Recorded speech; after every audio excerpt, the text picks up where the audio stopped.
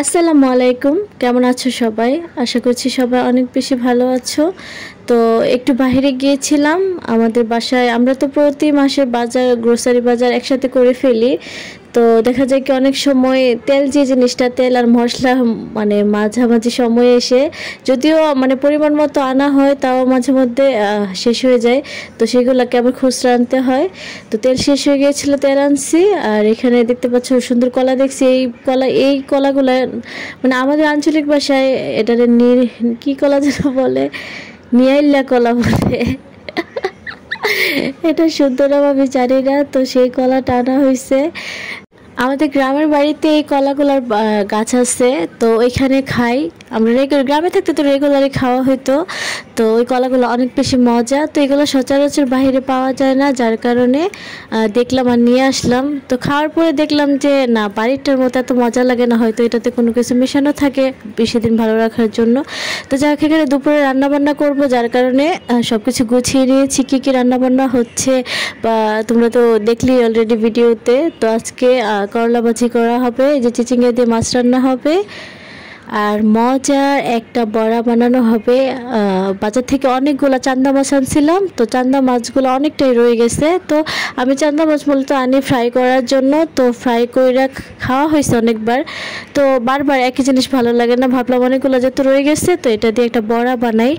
চান্দা মাছের বড়া কিন্তু অনেক মজা। হয়তো তোমরা চিংড়ি মাছ দিয়ে বড়া খাইছো, কিন্তু চান্দা মাছ দিয়ে অনেক মজা। তো যার কারণে চান্দা মাছগুলো বেছে তারপরে ব্লেন্ডারে একদম পেস্ট করে নিয়েছি। এখন একে একে সব মশলা দিয়ে তারপরে মিক্স করে বড়াগুলো বানাবো। ভিডিওতে তো তোমরা দেখবেই। এই বড়াটা গরম ভাত দিয়ে খেতে অনেক বেশি মজা লাগছিল। একটু কিন্তু তিতা লাগে নাই, হয়তো তোমরা ভাবতে পারো তিতা লাগছে, বা তিতা লাগে নাই, অনেক মজাই লেগেছে। চিংড়িটাও মজা, এটাও মজা, দুইটার আলাদা আলাদা একটা টেস্ট আছে। কড়াইটাতে রেগুলার ভাজাভাজি করি, তো যার কারণে রেগুলার বেসিসে এটাতে বড়াগুলা ভাজছি, যার কারণে দেখতে হয়তো সুন্দর লাগছে না।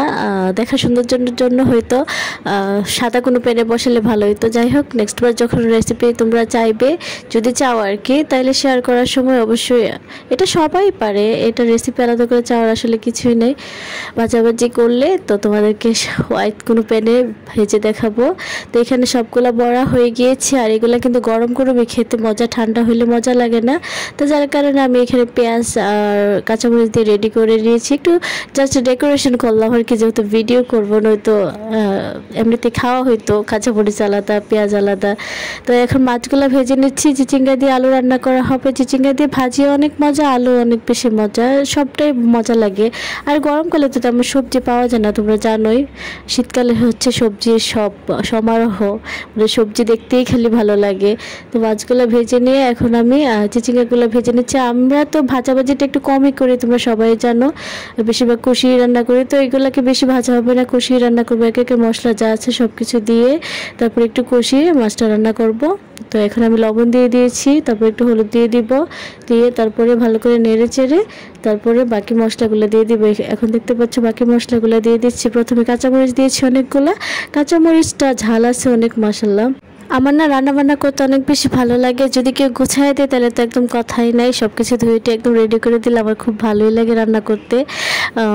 আগে আমি অনেক কাজচোর ছিলাম, কাজ করতে চাইতাম না, সত্যি কথা বলতেছি। এটা দেখা যায় তো ঘরে কাজ যখন থাকতো, মেহমান আসতো, তখন তো ঘরে সবার একটু একটু হাত লাগাইতে হইতো।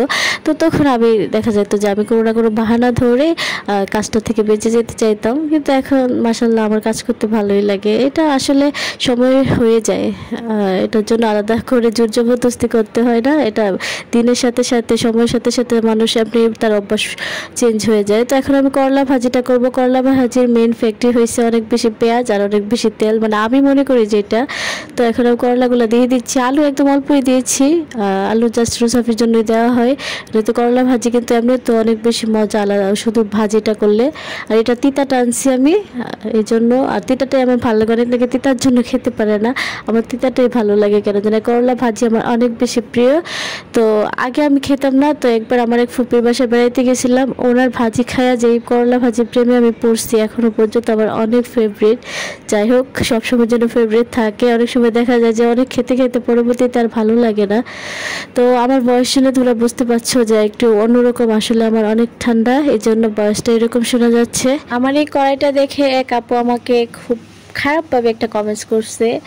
তো আসলে অন্য জায়গা থেকে দেখে অনেক কিছু ভাবা যায়, কিন্তু যে জায়গাটাতে থাকে সে জানে কেন জিনিসটা হয়েছে বা কেন এমন হয়েছে। জিনিসটা অ্যাকচুয়ালি হোয়াইট ছিল, তো যার কারণে আমরা তখন ইলেকট্রিক চুলা ছিল, তো ইলেকট্রিক চুলাতে তো একদম সরাসরি হিটটা লাগতো, যার কারণে এটা একটু পুড়ে গিয়েছে। এটা কিন্তু নষ্ট হয় নাই।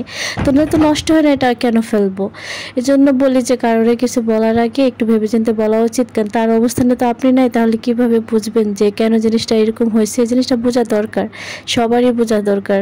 তো যাই হোক, এখন গোসল করে ফ্রেশ ট্রেশ হয়ে খাওয়া দাওয়া করতে বসে গিয়েছে। গরম গরম ভাত আর বড়াটা বললামই তো, অনেক বেশি মজা হয়েছিল।